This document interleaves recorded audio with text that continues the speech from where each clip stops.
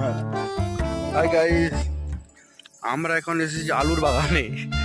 সেলিম, তোমাদেরকে বস আমার তরফ থেকে চারটা ভাঙা ভালোবাসা। চারটা ভাঙা ভালোবাসা।